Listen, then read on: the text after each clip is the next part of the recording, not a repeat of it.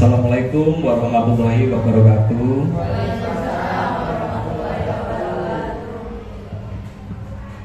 Di sini saya akan menyampaikan tentang tugas saya sebagai guru penggerak dalam modul 1.4 tentang budaya positif. Sebelumnya saya berterima kasih kepada kepala sekolah dan rekan-rekan guru yang lain sudah mempersilahkan, sudah meluangkan waktunya untuk saya diseminasikan tugas saya tentang budaya positif.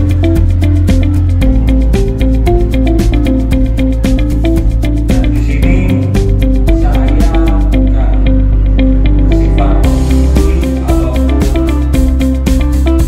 memberikan materi lebih. Saya hanya menyampaikan apa yang menjadi tugas saya, yaitu menyebarkan pemahaman dan penerapan pengalaman tentang budaya positif di sekolah kita. Mungkin dari Bu Win sebagai kepala sekolah atau dari rekan-rekan guru yang lain pernah mendengar tentang budaya positif.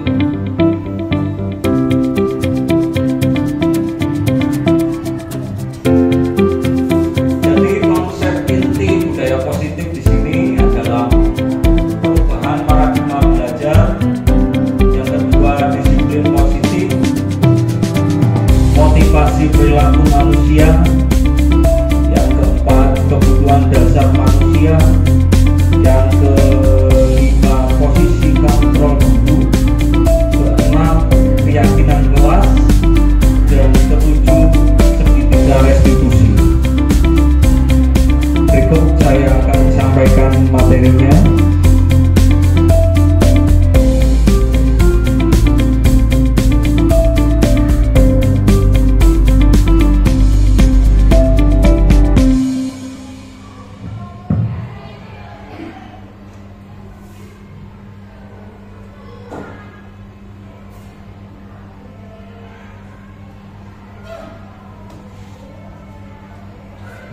Ketinggalan nggak Ibu?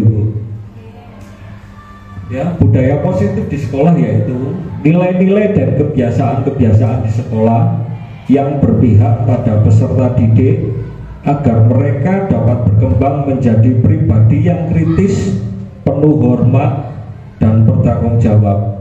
Ya, belakangan ini di sekolah kita menemui beberapa anak yang mungkin ditunjuk sebagai petugas upacara, itu pun anak-anak sulit untuk menjadi petugas dan mungkin menjawab perintah tugas tersebut itu dengan secara tidak sopan ataupun kurang sopan. Dan mungkin anak-anak juga dalam tugas tersebut anak-anak merasa tidak mempunyai tanggung jawab dalam menjadi petugas upacara.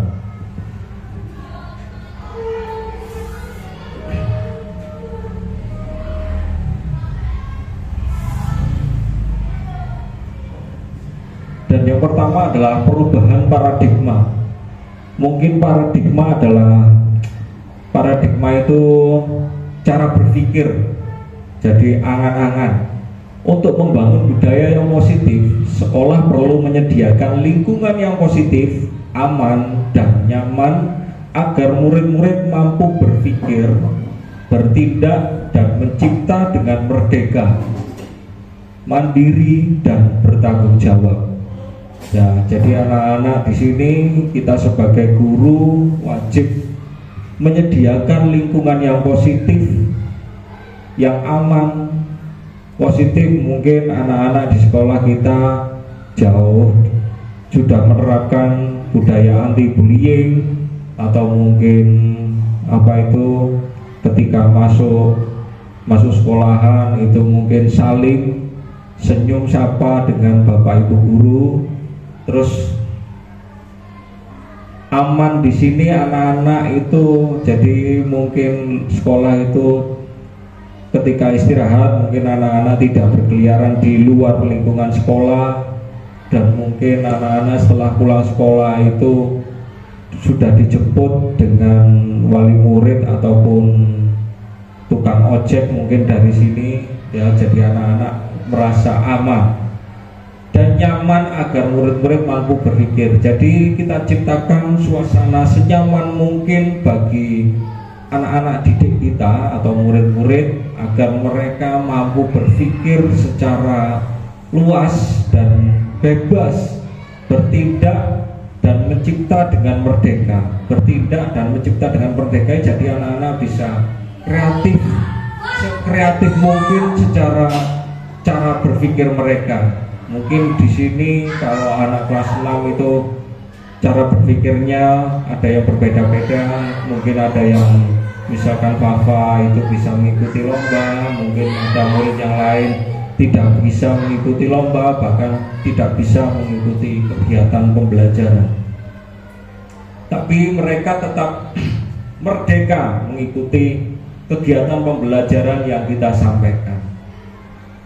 Mandiri, jadi anak-anak itu pun kita beri sebuah wawasan tentang kemandirian mulai dari kelas 1 sampai kelas 6. Jadi anak-anak bisa mempunyai kemandirian sendiri. Mungkin anak-anak itu kita biasakan untuk membersihkan kelas, mungkin anak-anak itu kita biasakan untuk mengembalikan buku ke dalam rak di dalam kelas itu, atau mungkin anak-anak itu pembiasaan untuk ganti baju ataupun membawa alat kebersihan sendiri waktu pelajaran PJOK.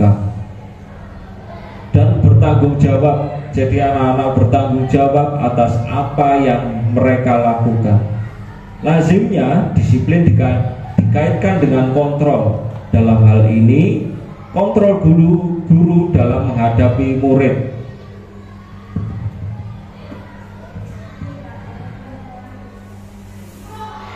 Nah, baik Bapak Ibu, di sini saya akan memberikan sebuah permainan kecil.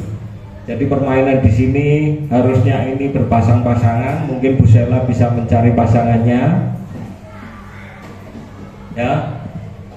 Di sini ada permainan, sebuah permainan yaitu Anda dan teman Anda akan melakukan kegiatan, yaitu kegiatannya bernama Cobalah Buka. Anda adalah A, tugas Anda adalah mengepalkan, yang satu mungkin disuruh mengepalkan tangan, dan coba bayangkan bahwa Anda menyimpan sesuatu yang sangat berharga di dalam kepalan tangan Anda.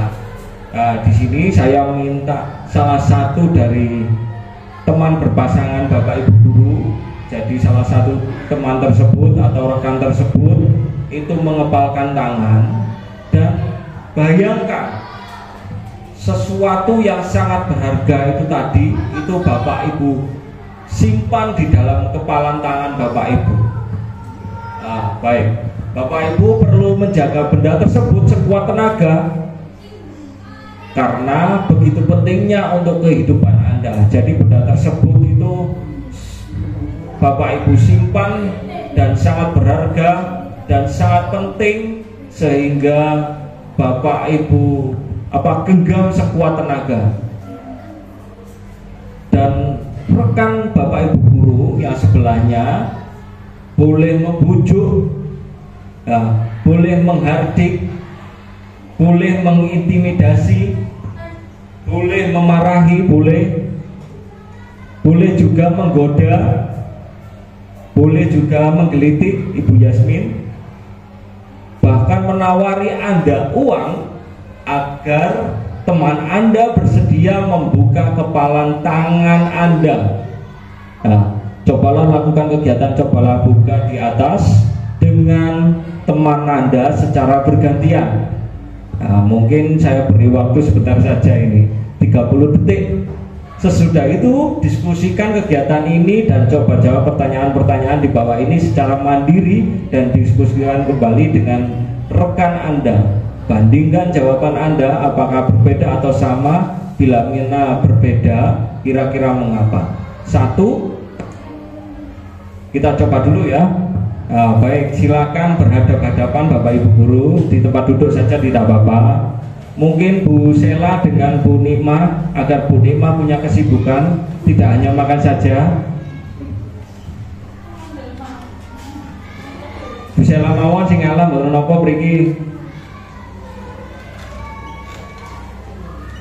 Ya, mungkin di sini barisan Bapak Ibu yang sebelah barat, ya, itu yang mengepalkan tangan. Nah, yang sebelah barat itu yang mengepalkan. Nah, ingat Bapak Ibu guru, jadi yang di kepalan tangan Anda ini adalah suatu yang sangat penting, sangat berharga, dan sangat berguna untuk kehidupan Bapak Ibu guru sendiri. Nah, yang di dalam tangan Anda ini adalah suatu yang sangat berharga. Kemudian rekan Bapak Ibu guru atau teman yang di sebelahnya ini boleh membujuk, boleh menghardik, ataupun mengintimidasi, bahkan mungkin memarahi temannya, atau menggoda, menggelitik agar teman Anda itu mau membuka kepalan tangan rekan Bapak Ibu guru, atau memberikan apa yang ada di kepalan tangan Bapak Ibu guru. Dah, silakan boleh dicoba.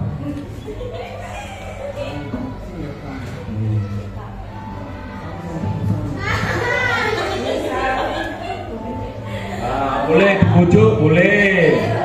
Bu Indira boleh membujuk, Ibu Buin boleh. Ya, Buin minta tolong, saya ini sangat butuh sekali ini uangnya, Buin. Ya, sudah cukup. Sekarang bergantian.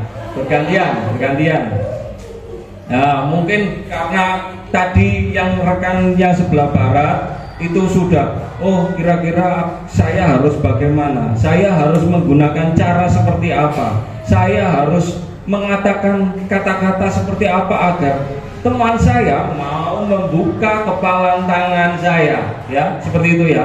Dah, silakan boleh dilakukan.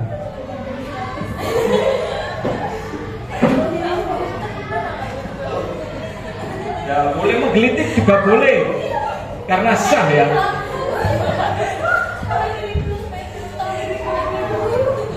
Ya, terima kasih Bapak Ibu guru. Dan perlu diingat pertanyaannya, apakah Anda atau teman Anda membuka kepalan tangan Anda? Mengapa? Apa alasan Anda atau teman Anda membuka kepalan tangan Anda? Jadi mungkin alasannya itu sangat-sangat apa ya? Mungkin lebih mendesak ataupun tidak melakukan membuka tangan itu karena sangat penting, atau mungkin teman Bapak Ibu guru tadi ya itu tadi ditagih pinjol atau mungkin ditagih bank agar memberikan hartanya, itu sebagian hartanya. Yang kedua, apakah Anda atau teman Anda menutup kepalan tangan Anda? Mengapa? Apa alasan Anda atau teman Anda tetap menutup kepalan tangan Anda? Dalam kegiatan ini sesungguhnya siapa yang memegang kendali? Ya, atau kontrol untuk membuka atau menutup kepalan tangan?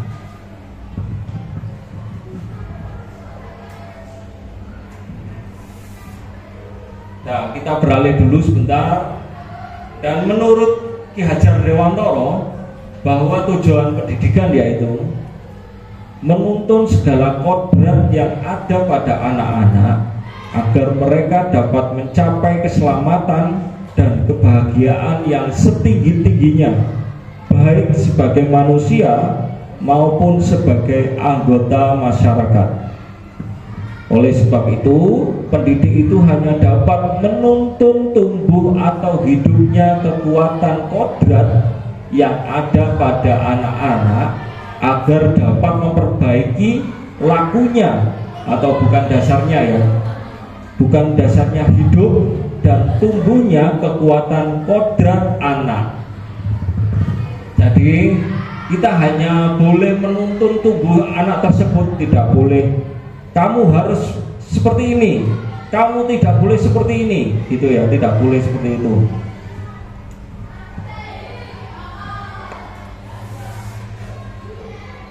Nah, kita lanjutkan kepada permainan tadi, dan kita tahu kita sendiri yang memegang kontrol atas kepalan tangan kita. Apakah kita membuka atau menutup kepalan tangan kita, itu bergantung, itu tergantung pada diri kita masing-masing, sudah sesuai dengan kebutuhan dasar kita saat itu. Jadi itu tadi, yang memegang kontrol adalah yang mengepalkan tangan itu tadi. Apakah kita mau membuka karena mungkin kita itu iba terhadap teman kita, karena mungkin dia membutuhkan apa yang ada di kepalan tangan kita, apa yang sudah menjadi kebutuhan kita, tapi teman kita mungkin mau bunuh diri atau bagaimana itu ya, sehingga kita membuka kepalan tangan kita dan memberikannya kepada teman kita.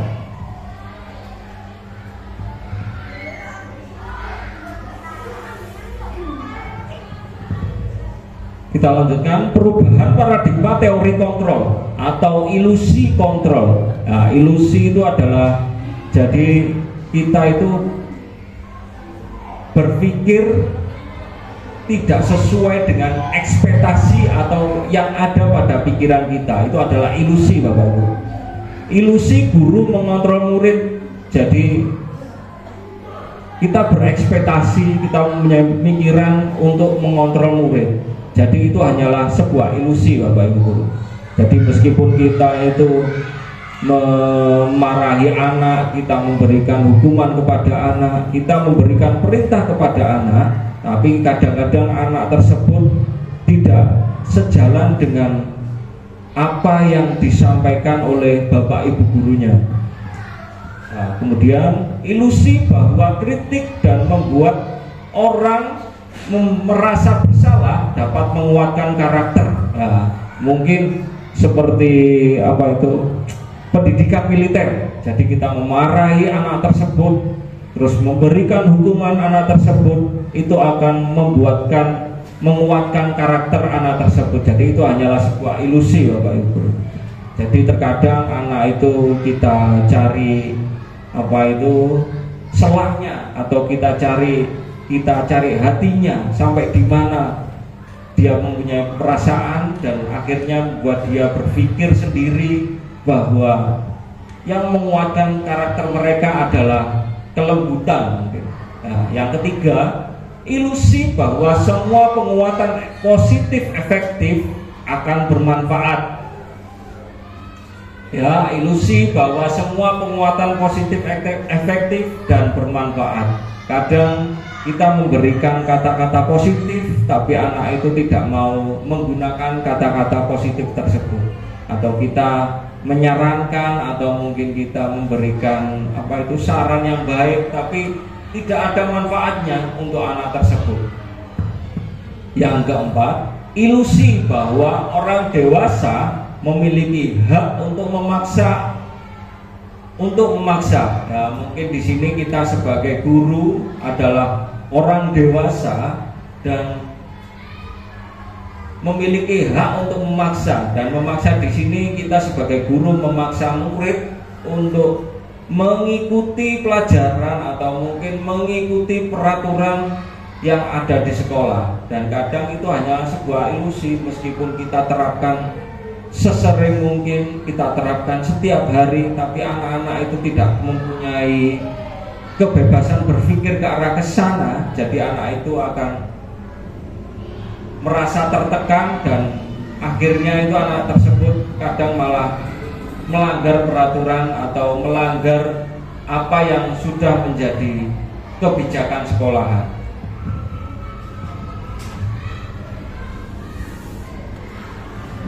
Di sini kita lanjutkan perubahan paradigma stimulus respon atau teori kontrol. Siapa sesungguhnya yang memiliki kontrol? Kalau dalam stimulus respon itu adalah apa itu, perangsang atau perangsang pikiran yang memberikan respon, jadi memberikan imbal balik. Kita mencoba mengubah orang agar berpandangan sama dengan kita. Nah, itu. Jadi kita mencoba merubah anak didik kita agar, atau mungkin rekan kita agar memiliki atau berpandangan sepemikiran sama dengan kita. Nah, kalau di teori kontrol mungkin kita berusaha memahami pandangan orang lain tentang dunia. Jadi mungkin di sini Pak Hendy berusaha mengerti apa yang ada di pikiran Dava, atau mungkin pandangan Dava terhadap pelajaran itu seperti apa. Seperti itu Bapak Ibu. Yang kedua, perilaku buruk dilihat sebagai suatu kesalahan. Mungkin beberapa hari ini kita mendapat masalah pada anak didik kita, ya. Jadi mereka berperilaku buruk, mungkin kita lihat sebagai suatu kesalahan. Kita tidak melihat latar belakang kenapa mereka ini berbuat kesalahan, ya. Kenapa mereka ini sampai berbuat kesalahan, atau mungkin anak ini di rumah tidak diperhatikan, sampai mungkin diberi uang saku terus, tidak diberi kasih sayang, atau mungkin seperti itu.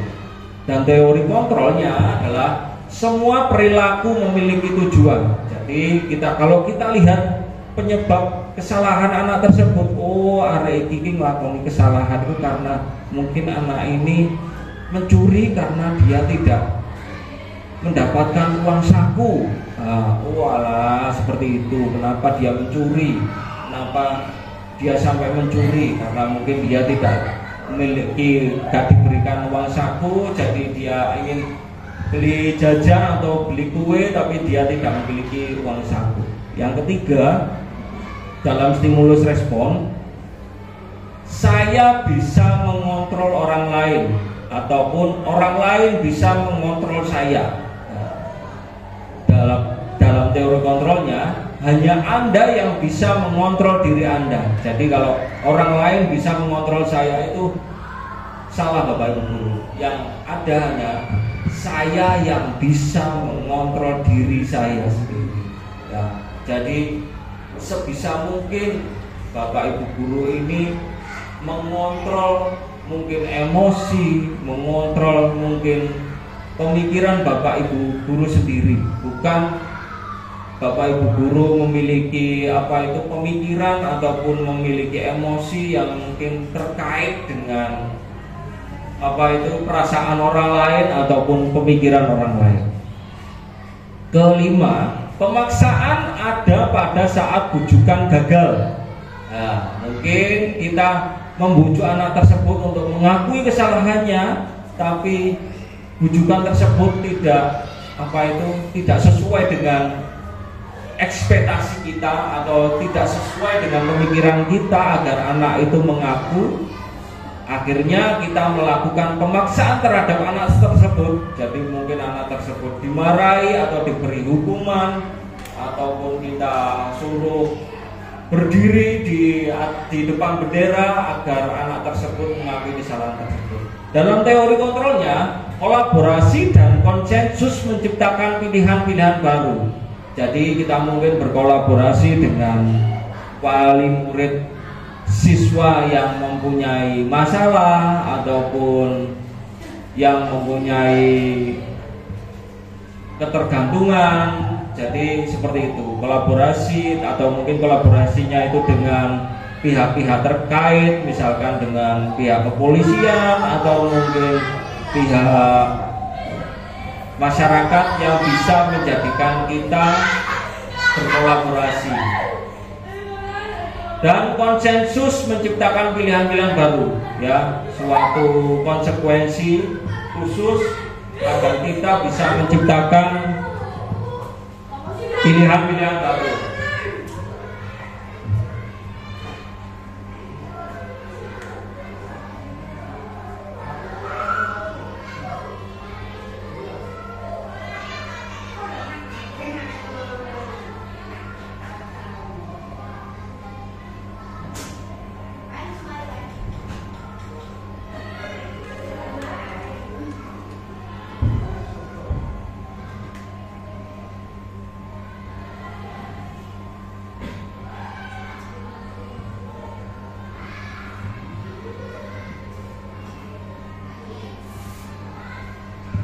selanjutnya adalah disiplin. Apa makna disiplin itu? Disiplin berasal dari bahasa Latin yaitu disciplina, yang artinya belajar.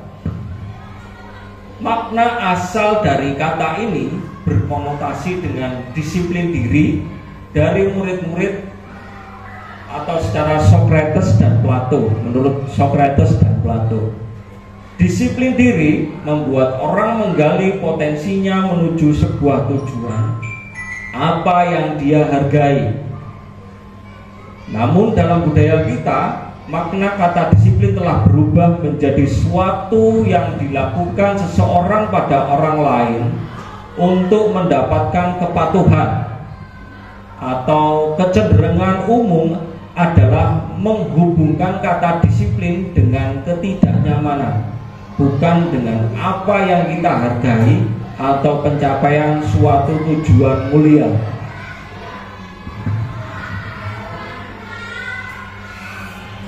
Disiplin adalah kemampuan memerintah diri sendiri dalam mengontrol dan menguasai diri untuk memilih tindakan yang mengacu pada nilai-nilai yang kita hargai dengan penuh tanggung jawab tanpa terperintah orang lain.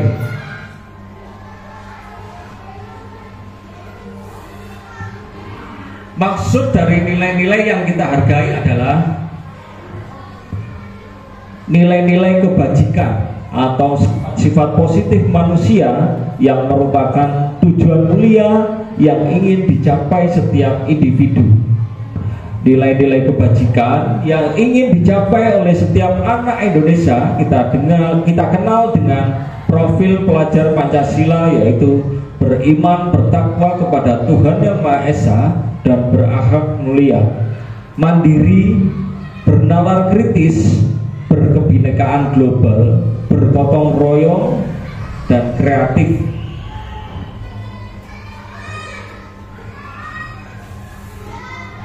Nah, kita lanjutkan kepada teori motivasi perilaku manusia. Ya, dalam semua perilaku memiliki tujuan. Satu, untuk menghindari ketidaknyamanan atau hukuman. Apa yang akan terjadi apabila saya tidak melakukannya? Itu adalah sebuah motivasi eksternal. Kedua, untuk mendapatkan imbalan dari orang lain atau institusi. Apa yang akan saya dapatkan apabila saya melakukannya? Itu juga sebuah motivasi eksternal. Tiga, untuk menghargai diri sendiri. Saya akan menjadi orang yang seperti apa bila melakukannya. Itu adalah motivasi internal. Jadi kalau motivasi internal itu, jadi kita ingin menjadi seperti apa diri kita itu.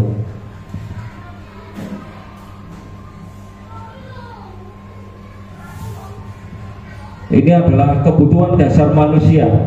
Realitas kebutuhan kita berbeda. Kita berusaha memahami pandangan orang lain tentang dunia. Setiap orang memiliki gambaran berbeda-beda. Ya, di sini ada sebuah diagram. Kalau menurut saya itu diagram yang di tengahnya itu ada lingkaran kecil, ada tulisan survival atau bertahan. Yang paling atas kiri cinta kasih atau diterima, yang sebelah kanannya adalah penguasaan, bawahnya adalah kebebasan, yang sebelah kirinya kesenangan. Jadi ketika manusia itu kalau ingin bertahan di masa depan, dia harus memiliki cinta kasih, atau mungkin dia diterima di lingkungan masyarakat ataupun di lingkungan dia berada. Kedua, dia memiliki penguasaan. Jadi mungkin penguasaan itu kita bersifat menguasai diri kita sendiri. Ya. Ketiga, kita memiliki kebebasan. Nah, kebebasan kita seperti apa di masa depan itu kita memiliki kebebasan. Kita berhak atas akan menjadi apa atau seperti apa kita nanti. Itu kamu bebas, atau kita bebas menjadi hal yang kita inginkan. Yang keempat adalah kesenangan. Kesenangan di sini kamu berhak mendapatkan kesenangan di masa depan.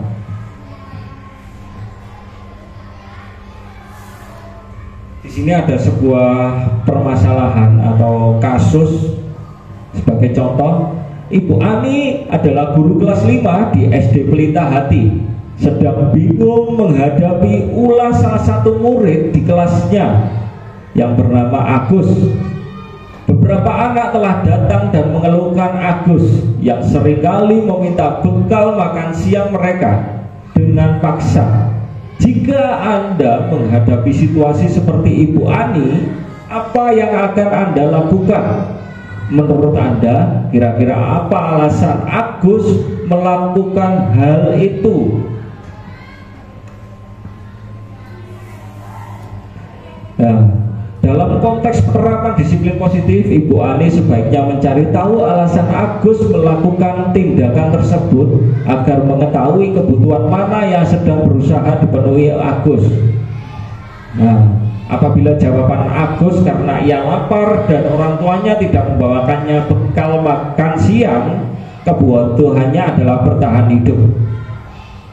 Kedua, apabila jawaban Agus karena ia senang temannya jadi memperhatikan dia, kebutuhannya adalah cinta dan kasih sayang. Mungkin dia kurang diterima di keluarganya, atau mungkin dia diabaikan di keluarganya. Yang ketiga, apabila jawaban Agus adalah dia merasa hebat karena temannya jadi takut dan menuruti keinginannya, kebutuhannya adalah penguasaan. Jadi dia butuh pengakuan atas kemampuan yang dimilikinya. Nah, kemampuan untuk menakut-nakuti atau memberikan bekalnya kepada Agus tersebut. Apabila jawaban Agus karena dia merasa bosan dengan bekal yang dibawakan ibunya karena selalu membawakan bekal yang sama, kebutuhannya adalah kebebasan. Nah, kebutuhan akan pilihan. Jadi mungkin si Agus ini dibawai bekal nasi sama kerupuk dan diberi garam sedikit, dan temannya tadi itu bekalnya diberi lauk tempe sama telur ceplok. Jadi mungkin dia merampas bekal yang dibawa temannya Agus. Apabila jawaban Agus adalah karena iseng saja dan dia menikmati ekspresi wajah temannya yang kesal karena diambil makanannya, kebutuhannya adalah kesenangan. Ya, kesenangan itu seperti hobi.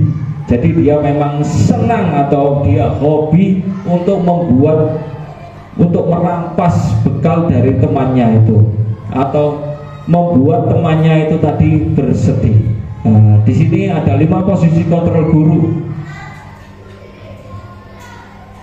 Sebagai penghukum, kedua pembuat merasa bersalah, ketiga atau sebagai teman, keempat adalah pemantau, yang kelima adalah manajer.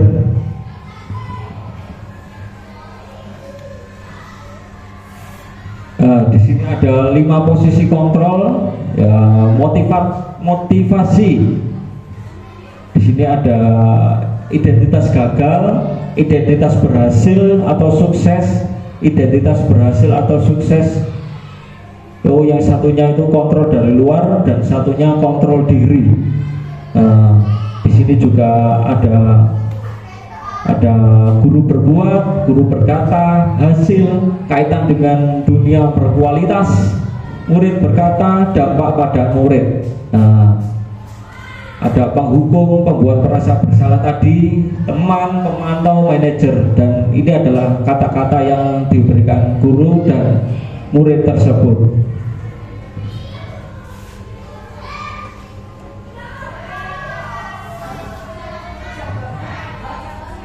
Ini contoh-contoh Bapak Ibu Guru, pernyataan-pernyataan atau siapa yang mengatakan. Ya, jadi kata-kata itu juga mempengaruhi tujuan jawaban kita. Seperti contoh, saya kecewa sekali dengan kamu. Itu adalah membuat orang merasa bersalah. Ya, kata-kata yang seperti itu adalah kata-kata orang yang membuat orang lain itu merasa bersalah, atau siswa kita itu merasa bersalah.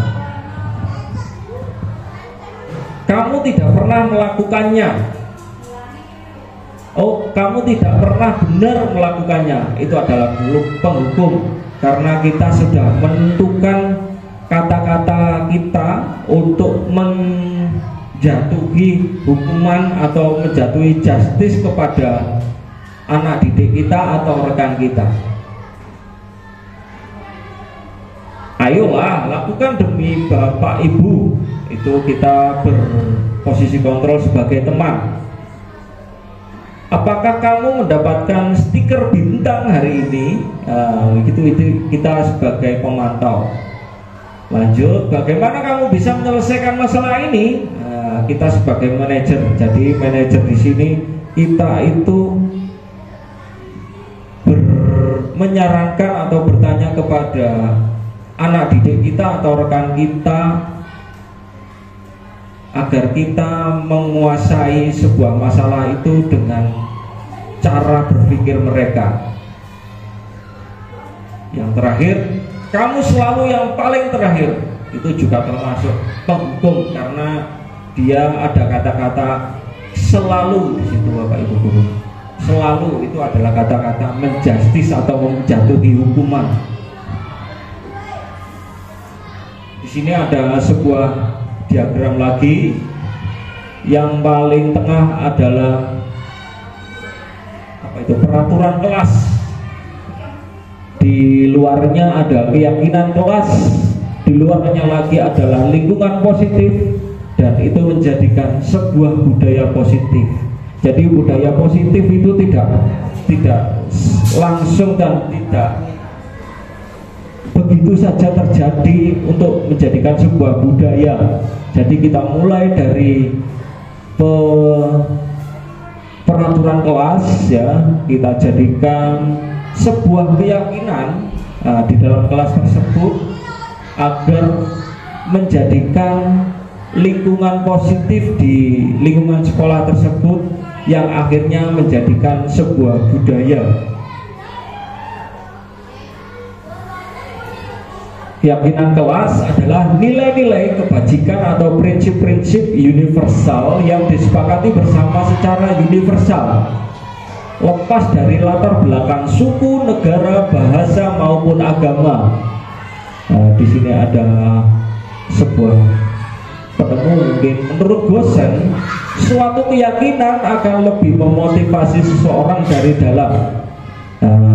Jadi mungkin keyakinan itu hampir sama dengan agama, ya Bapak Ibu. Tapi di sini kita keyakinan itu bukan dijadikan seperti agama, tapi keyakinan itu adalah berasal dari peraturan kelas yang menjadi keyakinan setiap warga sekolah agar memotivasi kita ataupun memotivasi anak didik kita dari dalam. Seseorang akan lebih bersemangat untuk menjalankan keyakinannya daripada hanya mengikuti serangkaian peraturan. Jadi seseorang mungkin akan lebih bersemangat untuk menjalankan keyakinannya. Kadang keyakinan itu pun juga seperti sebelumnya, ini keyakinan itu bahkan tidak tertulis, Bapak Ibu guru, bukan seperti peraturan yang ada nomor 1, 2, 3, 4, 5, itu bukan. Jadi keyakinan, ya, apa yang kita yakini itu kita lakukan itu benar, ya, selama mempunyai pertimbangan dan pikiran yang baik, insya Allah keyakinan itu pun atau yang kita yakini itu menjadikan sebuah kebaikan. Pembentukan keyakinan kelas. Keyakinan kelas bersifat abstrak daripada peraturan yang lebih rinci dan konkret. Keyakinan kelas berupa pernyataan-pernyataan yang universal. Pernyataan keyakinan kelas senantiasa dibuat dalam bentuk positif. Keyakinan kelas hendaknya tidak terlalu banyak sehingga mudah diingat dan dipahami. Semua warga kelas sebaiknya ikut berkontribusi dalam membuat kelihatan kelas lewat curah pendapat. Terakhir, bersedia meninjau kembali keyakinan kelas dari waktu ke waktu. Nah,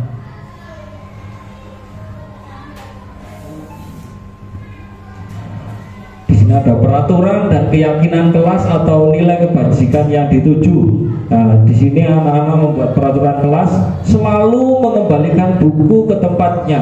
Ya, itu adalah sebuah tanggung jawab. Contoh tanggung jawab: dilarang mengganggu orang lain, termasuk keyakinan kelas kita menghormati orang lain dan diri sendiri.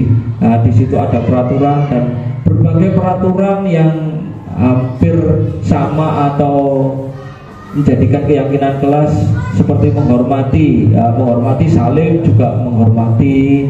Mungkin apa itu ketika lewat di depan bapak ibu guru, kita itu menundukkan kepala atau mungkin menyapa waktu di luar sekolahan seperti itu. Hadir di sekolah 15 menit sebelum pembelajaran dimulai, itu juga menghormati, terus berkomitmen pada tujuan. Dilarang melakukan kekerasan.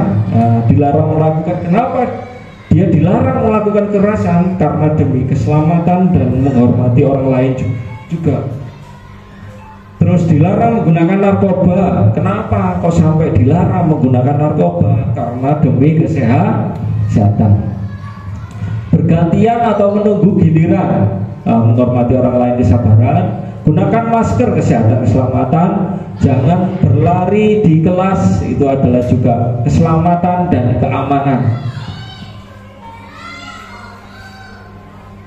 Nah, ini contoh-contoh agar kita bisa membuat kesepakatan kelas, dari peraturan kelas, terus kita membuat keyakinan kelas dan kesepakatan kelas.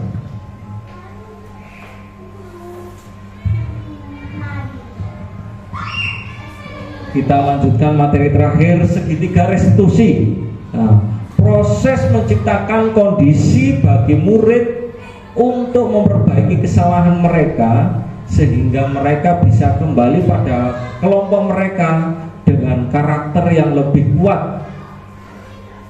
Ya, proses menciptakan kondisi bagi murid untuk bisa memperbaiki kesalahan mereka sehingga mereka bisa kembali pada kelompok mereka dengan karakter yang lebih kuat.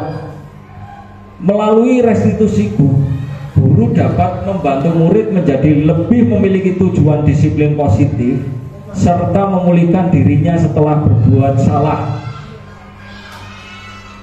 Membantu murid untuk jujur pada diri sendiri dan mengevaluasi dampak dari kesalahan yang dilakukan. Memberikan penawaran bukan paksaan. Jadi poin yang pertama, membantu murid menjadi lebih memiliki tujuan disiplin positif. Jadi kita menyadarkan mereka, membantu mereka agar memiliki tujuan disiplin positif serta memulihkan dirinya setelah berbuat salah. Jadi kita tidak hanya memberi hukuman kepada siswa tersebut, tapi bagaimana cara memulihkan dia agar dia bisa diterima kembali di lingkungan temannya setelah berbuat suatu kesalahan atau kekeliruan. Kedua, membantu murid untuk jujur pada diri sendiri. Ya, jadi di sini kita sebagai guru harus bisa membantu murid-murid untuk jujur kepada dirinya sendiri dan mengevaluasi dampak dari kesalahan yang dilakukan. Jadi kita memberikan pandangan-pandangan terhadap anak didik kita, kepada rekan kita, dari kesalahan, dampak dari kesalahan yang telah mereka berbuat itu akan mengakibatkan seperti apa gitu. Kita memberi wawasan terhadap dampak tersebut. Memberikan penawaran bukan paksaan. Jadi kita setelah mengetahui anak tersebut mempunyai kesalahan, kita memberikan penawaran. Bagaimana? Misalkan, Radit, kamu memilih diberi hukuman atau seperti itu. Jadi kita tidak hanya memaksa anak tersebut agar diberi hukuman.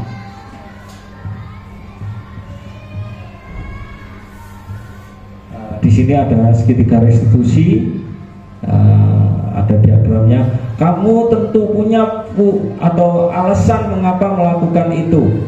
Di bawahnya adakah cara yang lebih efektif untuk mendapatkan apa yang kamu butuhkan. Terus nilai-nilai apa yang telah disepakati. Kamu ingin menjadi orang yang seperti apa.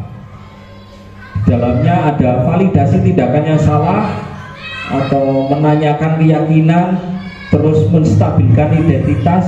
Di dalamnya lagi ada segitiga restitusi. Jadi anak tersebut kita dorong agar anak tersebut berbicara jujur dan mengakui kesalahannya, agar terjadi validasi tindakan yang salah. Kemudian menanyakan keyakinan anak tersebut bahwa yang dilakukannya itu sudah sesuai dengan keyakinan kelas atau sekolah atau belum. Kalau memang dia tidak sesuai dengan keyakinan kelas, maka kita harus melakukan menstabilkan identitas mereka. Terus kita memberikan mungkin cara efektif untuk anak didik tersebut bisa kembali lagi pada kelompoknya. Di sini ada tahapan segitiga restitusi, menstabilkan identitas. Berbuat salah itu tidak apa-apa. Tidak ada manusia yang sempurna. Saya juga pernah melakukan kesalahan seperti itu. Kita bisa menyelesaikan ini. Bapak Ibu tidak tertarik mencari siapa yang salah, tapi Bapak Ibu ingin mencari solusi dari permasalahan ini. Kamu berhak merasa begitu. Itu adalah sebuah pernyataan-pernyataan untuk menstabilkan identitas.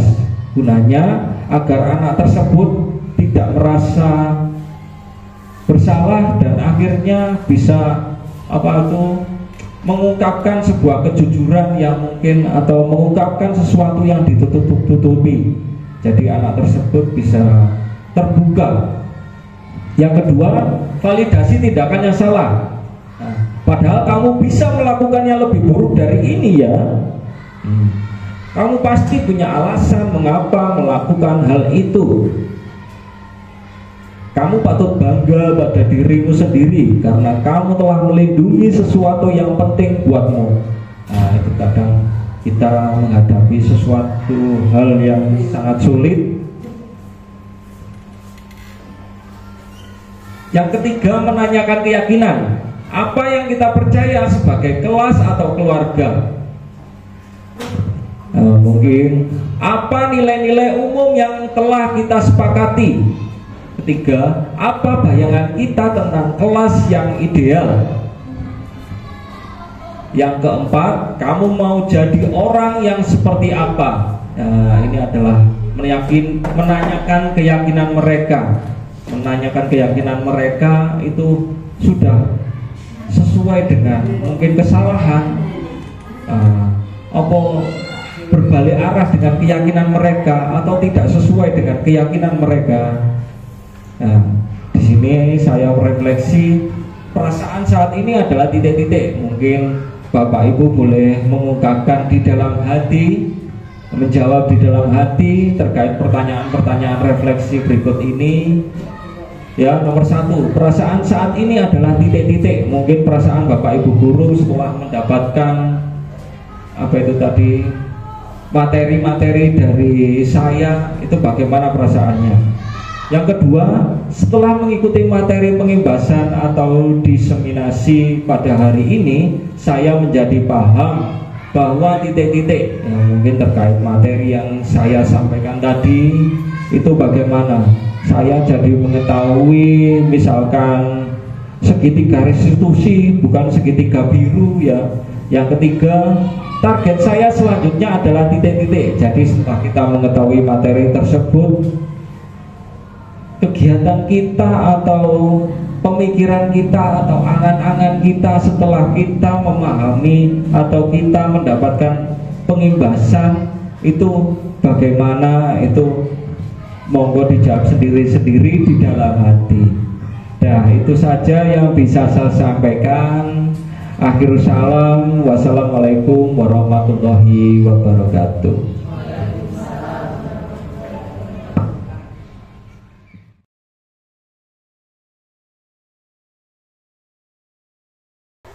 Assalamualaikum warahmatullahi wabarakatuh.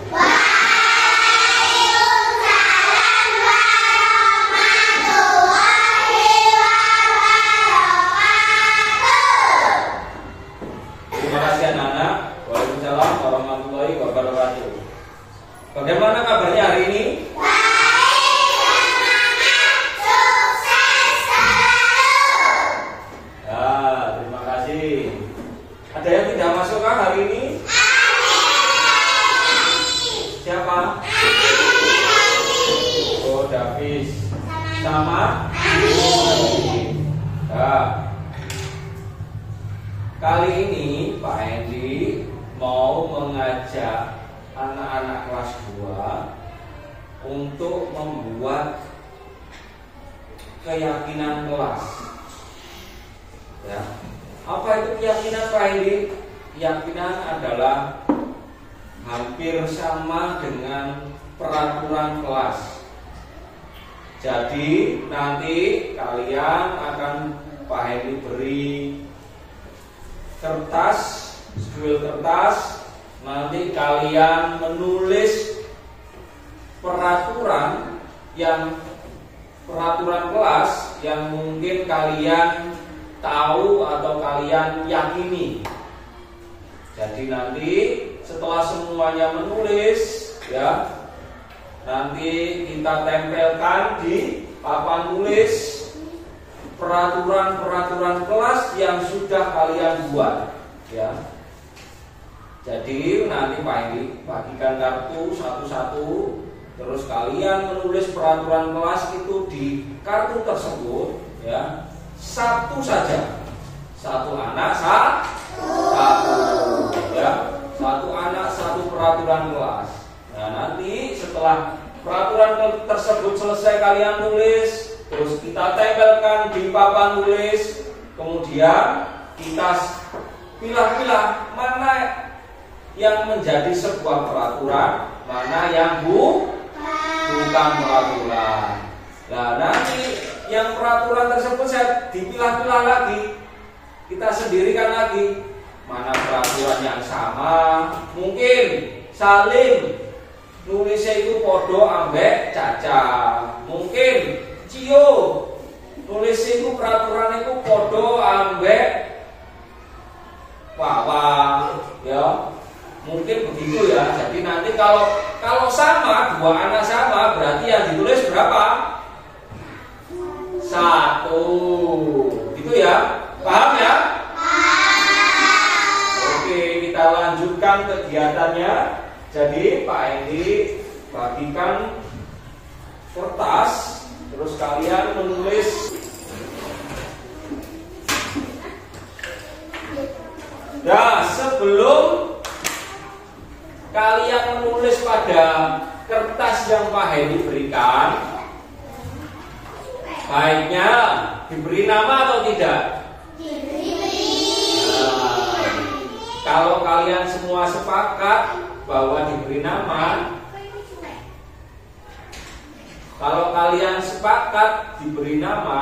jadi itu menjadi sebuah peraturan. Nah, seperti itu, ya. Nah, sudah. Sekarang silakan kalian tulis namanya masing-masing.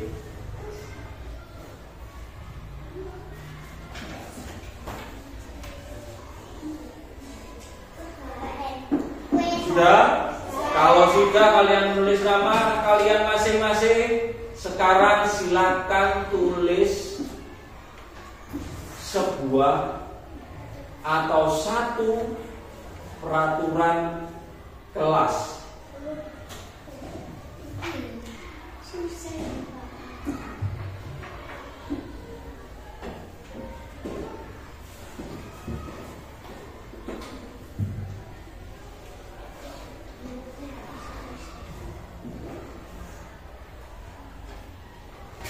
yang Pak Hedi tunjuk. Misalkan Pak Hedi menunjuk Caca. Caca silakan maju ke depan untuk menempelkan kertas yang berisi peraturan kelas yang sudah dia tulis.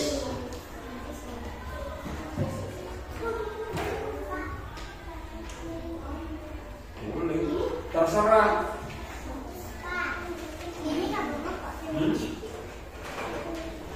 Apa? Dia ditulis. Misalkan tidak boleh memakai sepatu di dalam kelas. Itu peraturan apa bukan? Peraturan apa bukan sih, Pak? Boleh. Tidak boleh makan di dalam kelas juga sebuah peraturan.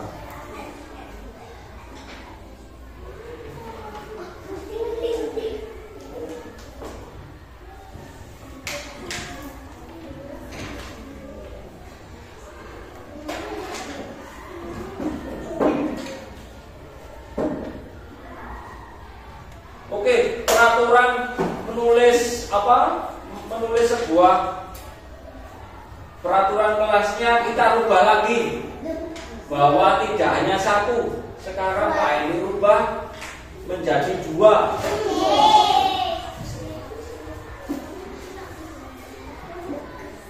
Jaga-jaga biar nanti misalkan ada jawaban peraturan yang sama.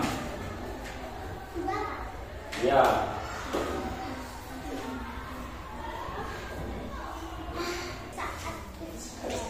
Es pusu ada H.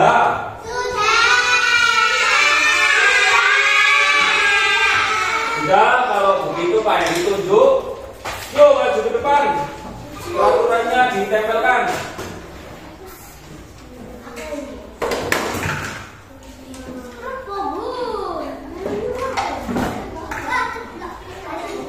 Yo, ini taruh di sini, tempelkan di sini. Nah, untuk orang jadi tinggi. Eca.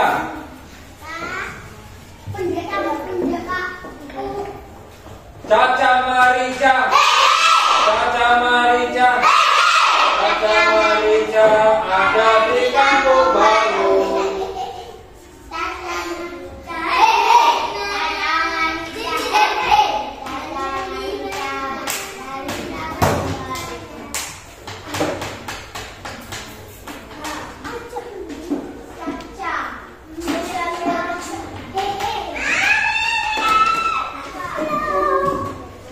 Ya.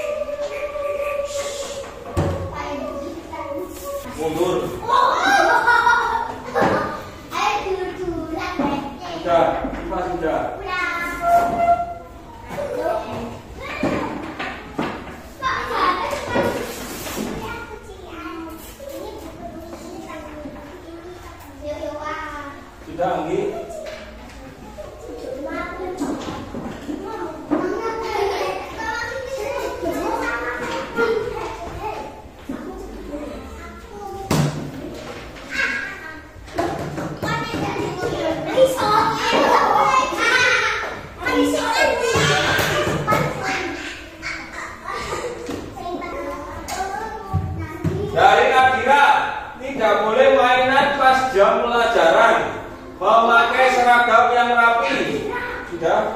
Terima kasih. Oh, membuang sampah ternyata.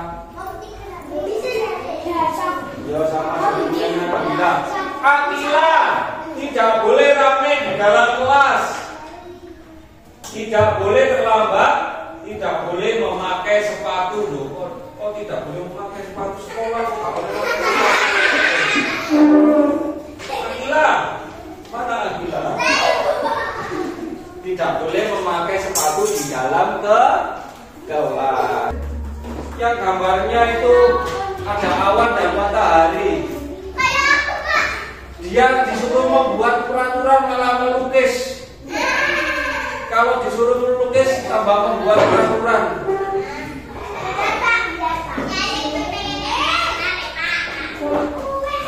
Memakai baju rapi, wangi, ya.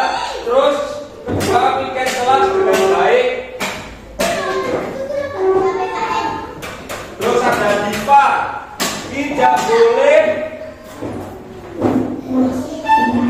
kejetepan. Apa diva? Pinjam. Pinjam. Oke, Pak ini taruh di sebelah sini.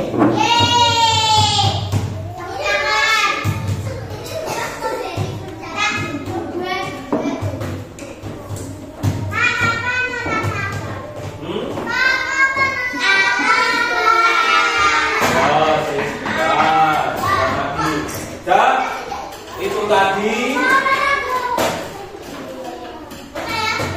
itu tadi peraturan yang kita sepakati bersama-sama dan akan menjadi sebuah keyakinan kalau peraturan yang menjadi sebuah keyakinan itu tadi harus dilanggar atau dipatuhi? Dipatuhi. Baik.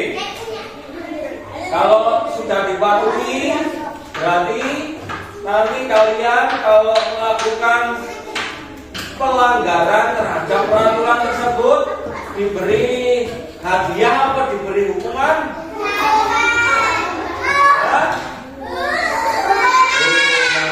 Baik, kalian ya yang menentukan hukumannya dihukum seperti apa gitu ya. Nah, Pak ini nggak tanya hukumannya apa. Pak ini cuma ingin menyatakan bahwa kalian kalau melanggar peraturan kelas akan diberi hukuman. Terima kasih anak-anak. Terus setelah ini